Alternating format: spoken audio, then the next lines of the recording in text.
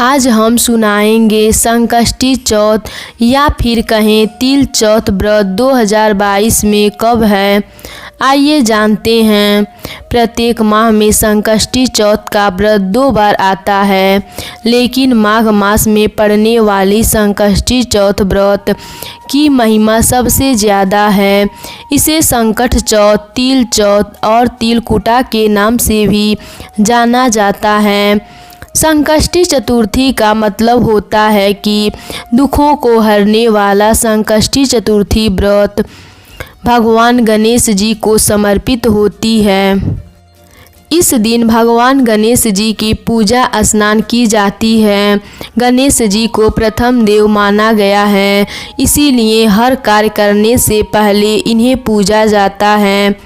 आज के इस वीडियो में हम बात करेंगे कि साल 2022 में तिल चौथ कब है, दिन व दिनांक क्या रहेगा, चतुर्थी की तिथि क्या रहेगा और क्या है व्रत की विधि। संकट चौथ का व्रत माताएं अपने पुत्रों की लंबी आयु के लिए रखती हैं। संकट चौथ के व्रत के दिन सुबह स्नान आदि से निवृत्त होकर स्वच्छ वस्त्र धारण करने चाहिए और व्रत का संकल्प लेना चाहिए। उसके बाद मंदिर जाकर भगवान गणेश जी की पूजन करें या फिर घर पर ही मिट्टी से भगवान गणेश जी का प्रतिमा बनाकर उनका पूजन करें। भगवान गणेश जी के मंत्रों का जप करें। इस दिन भगवान गणेश जी को पीले वस्त्र पहनाएं।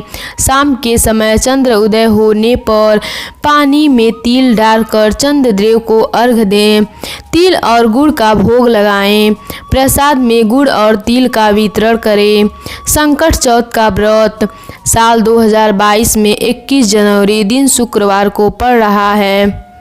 चतुर्थी तिथि का प्रारंभ होगा 21 जनवरी सुबह 8:51 से और समाप्त होगा 22 जनवरी सुबह 9:14 पर। संकट चौथ की पौराणिक कथा के अनुसार किसी नगर में एक कुम्हार रहता था। एक बार उसने बर्तन बनाने के लिए आवा लगाया, जिसमें आवा नहीं पका और उसके लाख कोशिश करने के बाद भी आवा नहीं पका। वह हार कर राजा के पास जाकर कहने लगा। राजा ने पंडितों को बुलाकर कारण पूछा तो पंडितों ने कहा, आवा लगाते समय हर एक बार एक बच्चे की बलि देनी होगी। राजा का आदेश हो गया। बलि आरंभ हो गई। जिसके परिवार की बारी होती वह परिवार अपने बच्चे को आगे भेज देता। इसी तरह कुछ दिनों के बाद संकट चौथ के दिन आए। उस दिन एक बुढ़िया माई के बच्चे की बारी थी। बुढ़िया माई के लिए उसका इकलौता बेटा ही उसका सहारा था, लेकिन राजा के आगे बुढ़िया माई की क्या चलती। बुढ़िया माई ने सोचा कि मेरा तो एक ही बेटा है, अगर वह भी मुझसे जुदा हो जाएगा तो मेरे ऊपर बहुत बड़ी संकट आ जाएगी। बुढ़िया माई ने लड़का को संकट की सुपारी, दूबा व बीड़ा देकर कहा कि बेटा गणेश भगवान का नाम लेकर आवा में बैठ जाना। बालक आवा में बैठ गया। पहले तो आवा पकने में कई दिन लग जाते थे, लेकिन गणेश भगवान की कृपा से एक ही रात में आव पक गया। सवेरे कुम्हार ने देखा तो हैरान रह गया।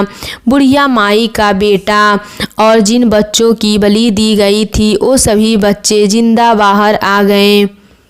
संकट चौथ और गणेश भगवान की ऐसी कृपा देख सभी नगरवासियों हैरान रह गए और तभी से सब लोग गणेश चौथ की व्रत पूजा कथा कहानी सुनने लगे।